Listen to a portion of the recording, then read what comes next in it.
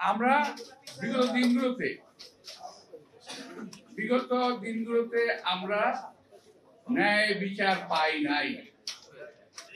আমাদের acting chairman বিদেশে আছেন, উনি অসুস্থ অবস্থায় ছিলেন বহুদিন, এবং তাকে গ্রেপ্তার করে অত্যাচার করা হয়েছিল, সেটা আপনারা জানেন। প্রচুর অত্যাচার করা হয়েছে তার উপরে। আমরা দেখেছি, আমরা জেলে ছিলাম, একই জেলে ছিলাম, চকবাজার জেলে। তো আমাদের সামনে থেকে উনি আগে রাত্রে বিদায় নিয়ে গেলেন, ওনাকে আর দেখিনি বহুদিন। তারপরে যখন ফেরত আনলেন, তখন তিনি একেবারেই অসুস্থ, চলতে ফিরতে পারতেন না। তো আল্লাহ রহমতে উনি এখন মোটামুটি সুস্থ, যদিও আমি আমার মনে হয় সম্পূর্ণ সুস্থ না, সুস্থ হওয়ার কথা না, এটা একটা অন্য ধরনের অত্যাচার ছিল, এটা দীর্ঘ প্রসারী এটার ফল আছে। যাই হোক, তবুও আল্লাহর রহমতে আমরা বলবো যে তিনি আমাদের মাঝে শহীদ সালামতে ফিরে আসবেন খুব তাড়াতাড়ি। এই জন্যই আল্লাহ তাআলা তাকে সুস্থ করেছেন, সুস্থ রেখেছেন এবং খালাস দিয়েছেন।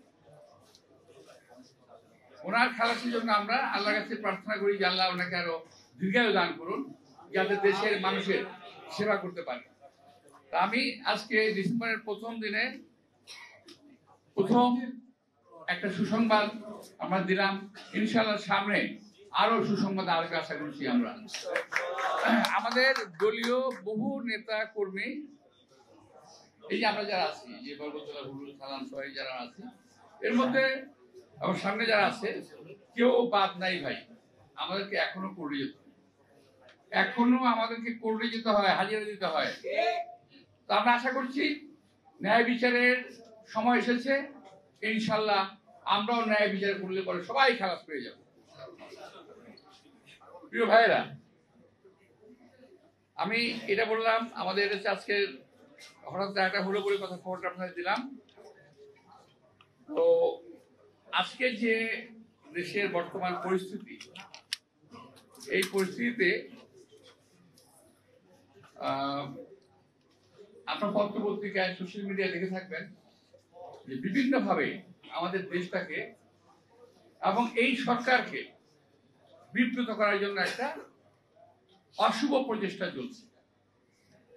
আমরা বাংলাদেশ জাতীয়তাবাদী দল সহ বাংলাদেশের বহু সকল রাজনৈতিক দল এই সরকারকে সার্থক করার জন্য, ভালো রাখার জন্য আমরা চেষ্টা করছি, যাতে এই সরকারের সার্থকতার মধ্য দিয়েই এই দেশের বিজয় এবং এই দেশের গণতান্ত্রিক যে আমাদের আশা আকাঙ্ক্ষা পূরণ হবে। কিন্তু এটাকে ব্যর্থ করার জন্য একটা প্রচেষ্টা চলছে। আমরা খেয়াল করেছি এটা এই সরকারের মধ্যে লুকায়িত কিছু লোক আছে, কিছু নতুন জুড়েছে, আবার আগেও ছিল, নতুন জুড়েছে। তারা সরকারকে কোন রকম, অর্থাৎ আমাদের শ্রদ্ধেয় ডক্টর ইউনূস সাহেবকে হয়তো বিভিন্নভাবে ভুল পথে পরিচিত করার চেষ্টা করছে। আর আমরা বিএনপি এবং অন্যান্য দলগুলো আমরা ওনাকে সঠিক রাস্তায় নেওয়ার চেষ্টা করছি। এই জন্য আমরা মাঝে মাঝে প্রায় যাই, দেখা করতে জনসভা কথাবার্তা বলি। তো এর মধ্যে কিছু কিছু ব্যাপার আছে যেটা আমি আগে যদি কোনো একটা ফোরাম পাইতাম আমি বলতে পারতাম। কিছু কিছু লোক বিএনপি কে আওয়ামী লীগের সঙ্গে ট্যাগ করার চেষ্টা করতেছে। আওয়ামী লীগের সঙ্গে ট্যাগ করার চেষ্টা করতেছে কিছু কিছু লোক, দেশে এবং দেশের বাইরে থেকে। আমাদের দেশের বাইরে কিছু ভাই আছেন যারা মোটামুটি ব্লগার, যারা ইউটিউবার যারা আছে, তাদের যেন কোনো কাজ নাই, বিএনপি কে ক্ষতিগ্রস্ত করাই হলো তাদের কাজ। আর একটা কথা কি বলি জানেন, স্বাধীনতা, সংবাদপত্রের স্বাধীনতা, আমাদের সেক্রেটারি জেনারেল বলেছিলেন যে সংবাদপত্রের স্বাধীনতার জন্য সারা জীবন সংগ্রাম করেছি। আমি ওনার কথাকে সাধুবাদ জানাই। সেই কথার উপরে নিয়েই আজকে অনেক কথা হচ্ছে। আমি বলতে চাই এইভাবে, সংবাদপত্রের স্বাধীনতা অবশ্যই থাকতে হবে। এই বিএনপি মানুষের কথা বলার জন্য, মানুষের কথা বলার অধিকারের জন্য, সংবাদপত্রের স্বাধীনতার জন্য 17টা বছর রাজপথে আমরা যুদ্ধ করেছি। আমাদের হাজার হাজার কর্মী গুম হয়েছে, আমাদের হাজার হাজার কর্মী আহত হয়েছে, পঙ্গু হয়েছে, জেলে গেছে। আমরা বারবার বলেছি যে আমরাও নিজেরা জেলে গেছি। আমি এমন কোনো বছর নাই যে বছর আমাকে একটু বেড়াতে যেতে হয় নাই, কম বেশি গেছি আমি। এবং জেলখানায় আমাকে যখন অনেকে প্রশ্ন করতো, ভাই আপনার ঠিকানাটা কি, আপনার কোথায় পাওয়া যাবে? আমার ঠিকানা হলো ওই ঢাকা কোর্ট। কোর্টে গেলে আমাকে খুব সহজে পাওয়া যাবে, কারণ সপ্তাহে 5 দিনই করে থাকতাম। তো ভাই, আমরা এত কষ্ট করার পরে আমাদের সময় আজকে যারা বলতে চান দেশে এবং বিদেশে, তাদেরকে আমরা বলি যে আমাদের উদ্দেশ্যটা আসলে বিএনপি কে আওয়ামী লীগের সাথে ত্যাগ করতে যাচ্ছেন কেন? বিএনপি আওয়ামী লীগ অর্থাৎ গণতন্ত্র আর আওয়ামী লীগ একসঙ্গে যায় না। বিএনপি এবং গণতন্ত্র একসঙ্গে যেতে পারে। বিএনপি একটি গণতান্ত্রিক দল, আমরা প্রমাণ করেছি বারবার ক্ষমতা হস্তান্তর করে। দেশনেত্রী বেগম খালেদা জিয়া বারবার ক্ষমতা হস্তান্তর করে পদত্যাগ করেছেন, মনে আছে আপনাদের? এবং সর্বশেষ উনি যখন পদত্যাগ করলেন সম্ভবত 2006 28 অক্টোবর, আমরা বিশাল মিটিং করেছিলাম অফিসের সামনে 2 দিন পর 2 দিন, 29, 28 এবং 29 তারিখে আমরা মিটিং করেছিলাম। সেখান থেকেই দেশনেত্রী বেগম খালেদা জিয়া বক্তব্য রেখে প্রেসিডেন্ট যান, ওখানে গিয়ে পদত্যাগ করেন। আমরা প্রমাণ করেছি আমরা গণতান্ত্রিক দল। যদি আজকে আওয়ামী লীগ গণতন্ত্রের প্রতি শ্রদ্ধা রেখে যদি উনি স্বাভাবিক ক্ষমতা হস্তান্তর করতেন, তাহলে আজকে আমার বাংলাদেশকে দুরবস্থায় পড়তে হয় না। আজকে কিছু ফালতু লোক বাংলাদেশকে কথা বলতে পারে না। যারা বলছেন আওয়ামী লীগকে বিএনপির সঙ্গে ত্যাগ করছেন কিংবা বিএনপি কেমন ত্যাগ করছেন, এটা মনে রাখবেন, পানি আর তেল কখনো মিলে না। আওয়ামী লীগ একটা দল, যেটাকে দল বলা যাবে না। এটা হলো একটা গোষ্ঠী, যারা সন্ত্রাসী গোষ্ঠী, যারা মানুষের সঙ্গে সন্ত্রাস করে, যারা লুটেরা, যারা ব্যাংক লুট করে, যারা দেশের টাকা পাচার করে, সেটা হলো আওয়ামী লীগ। বিএনপি সম্পর্কে এমন কোন কথা কেউ বলতে পারবে না। প্রিয় ভাইয়েরা, আমি সামনে বলতেছিলাম যে আমাদেরকে যে ত্যাগ করার চেষ্টা চলতেছে, এখন সংবাদপত্রের স্বাধীনতা অবশ্যই এর জন্য আমরাও যুদ্ধ, আপনি যুদ্ধ করলাম, মুক্তিযুদ্ধ করলাম, এত লোক রক্ত দিল কেন? কেন? এই সমস্ত কাজের জন্যই তো গণতন্ত্র, সমাজতন্ত্রের স্বাধীনতা, আমাদের ব্যক্তি স্বাধীনতার জন্য। কিন্তু আজকে যে কথাগুলো বলা হচ্ছে আমাদের সম্পর্কে, এটা কেন বলা হচ্ছে? এটা উদ্দেশ্যমূলক। সংবাদপত্রের স্বাধীনতা এটা নয় যে আমি আমার কথা বলার স্বাধীনতা হচ্ছে এই নয় যে আমি বরকতুল্লাহ বুলুকে একটা গালি দিয়ে বসলাম বাজে ভাষায়। আর গণতন্ত্রের কথা এটা নয় যে বরকতুল্লাহ বুলু চুপ করে বসে থাকবে। আমাকে যদি কেউ গালি দেয় কিংবা আপনাকে যদি গালি দেয়, আপনি ছেড়ে দেবেন? আপনাদের কোন সাংবাদিকের বিরুদ্ধে কথা বলে আপনি ছেড়ে দেন? ছেড়ে দেন। সুতরাং আমাদেরকে আপনার গালিগালাজ করবেন আর আমরা কিছু বলতে পারবো না, এটা তো হয় না। সাংবাদিকতা, সংবাদপত্র, অপসংবাদপত্র, অপসাংবাদিক, এই অর্থগুলো বুঝতে হবে যারা কথাগুলো বলেন। আজকে এই যে কয়েকদিন আগে আমরা দেখলাম কয়েকটা পত্রিকা, 3টা পত্রিকা, আমি নামগুলো বলছি না, 3টা পত্রিকা, একটা টেলিভিশন থাকতে পারে, একটা টেলিভিশন কিভাবে বিকৃত সংবাদ প্রকাশ করলো। এই যে একটা ফালতু লোক, যাকে এক কথা বলা যেতে পারে রেপিস্ট, এটা আমি বলি নাই। কালকে আমি একটা ভারতীয় একটা চ্যানেল বোধহয় হঠাৎ করে রাত্রেবেলা, এটা সেখানে এক ভদ্রলোককে তুলাধুলা করলো এই লোকটাকে, যে তার বিরুদ্ধে নারী সম্ভ্রম হরণের মামলা আছে, অভিযোগ আছে, তার বিরুদ্ধে শিশু নির্যাতনের মামলা আছে, হ্যাঁ, এবং সর্বশেষ তার ঘরে 795 লক্ষ টাকা পাওয়া গেছে। তো এই সমস্ত জিনিসপত্র এর পত্রিকা দেখছি, এটা আমার কথা না, আমি পত্রিকা দেখলাম।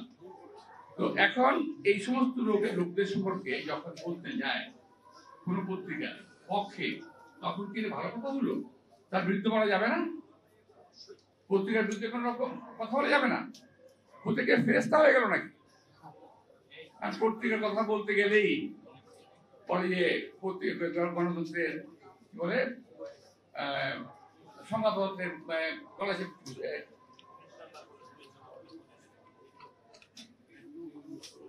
তো আমরা স্বাধীন সংবাদপত্র চাই, কিন্তু অপসাংবাদিকতা আমরা চাই না।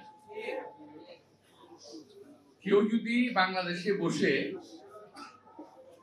বিদেশে বৃষ্টি হলে ছাতা ধরে, সেগুলো পত্রিকা হয়, তাকে আমরা কি করব? ভারতে বৃষ্টি হলে ওনারা বাংলাদেশ থেকে ছাতা ধরেন, কি সুন্দর। আর আমাদেরকে বলেন সালাম করতে।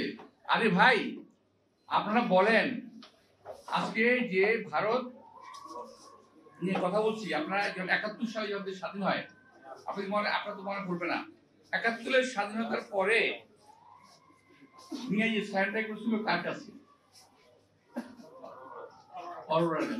কেন? আমাদের ওসমানী সাহেব কোথায় ছিলেন? ওসমানী সাহেবকে ওই যে অনুষ্ঠান মানে সারেন্ডার করার এই অনুষ্ঠানটা, সেখানে তাকে আসতে দেওয়া হয় নাই। এখন ভারতের বলে কি জানেন? রাহুল গান্ধী নিজে বলেছে, আমি শুনেছি এখন থেকে আরো কয়েক বছর আগে, এখনো বলে যে বাংলাদেশকে তারা স্বাধীন করে দিয়েছে।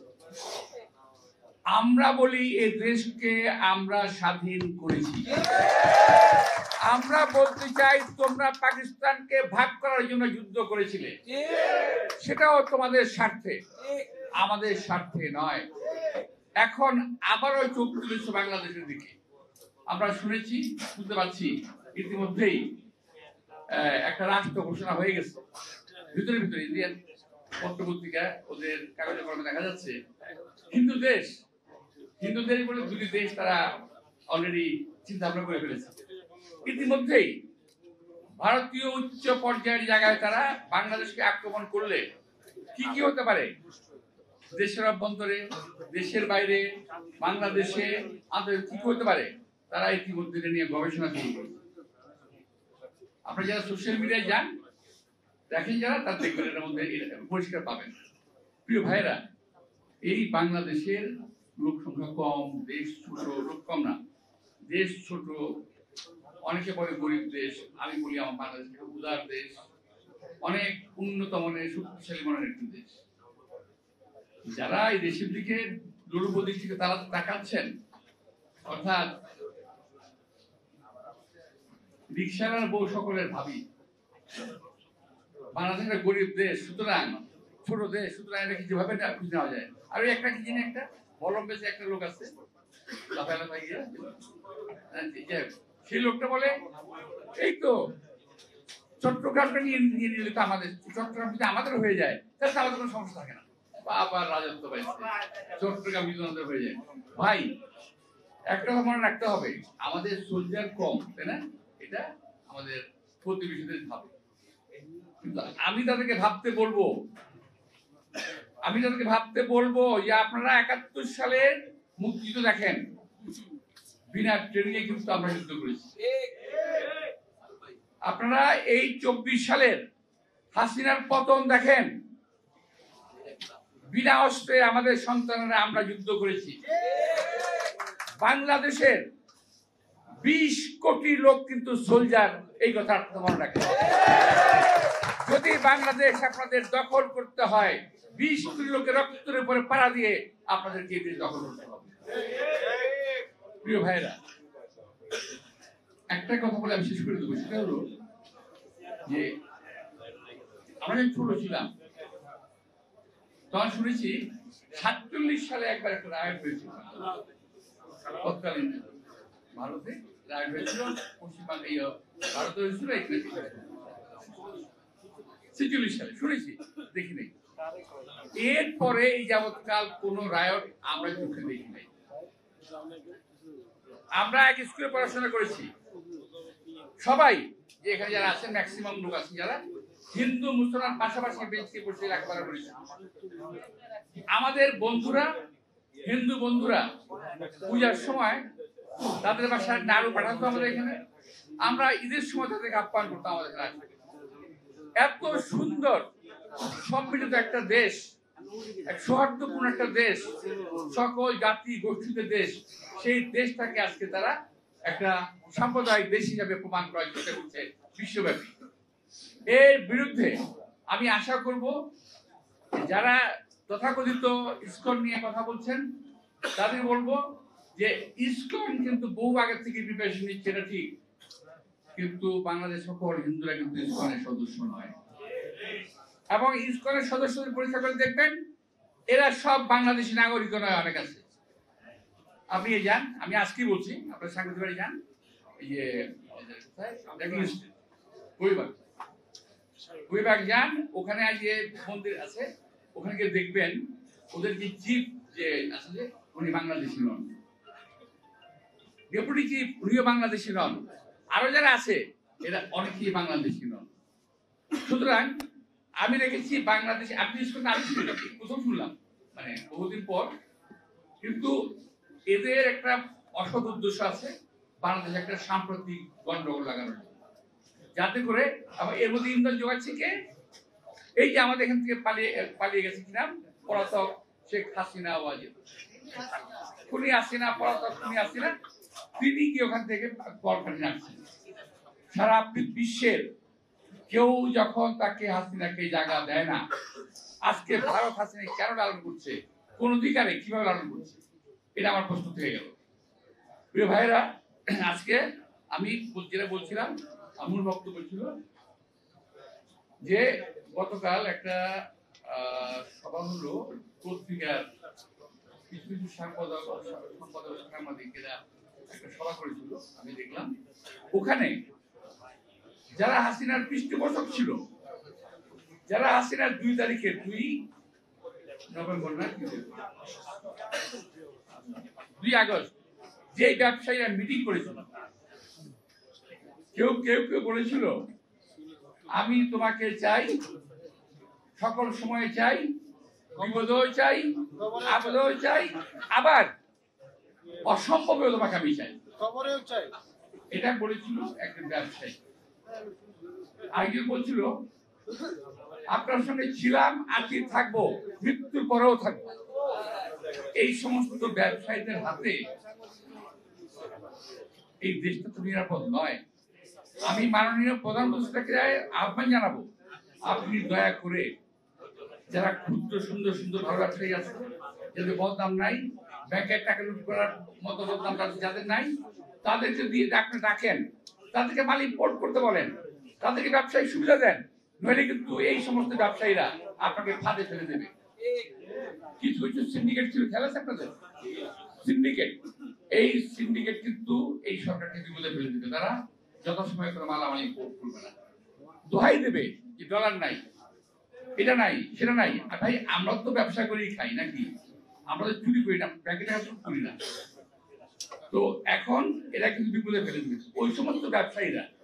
আজকে দেখলাম ওই ব্যবসায়ীদের নিয়ে ওই সাংবাদিকরা এবং ওই ব্যবসায়ীরা অ্যাকশন করেছে, এটা কিন্তু ভালো লক্ষণ নয়, এটা ভালো লক্ষণ নয়।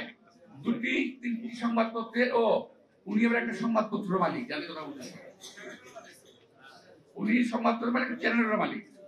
তো ওনারা এখন পর্যন্ত এত লম্বা কথা বলার সাহস কি করে পায়? যারা হাসিনাকে আজীবন রাখতে চেয়েছে, অসম্ভবকে সম্ভব করে রাখতে চেয়েছে, তারা এই সরকারের পক্ষের লোক, তারা বিএনপির পক্ষের লোক, তারা দেশের মানুষের পক্ষের লোক কখনোই নয়।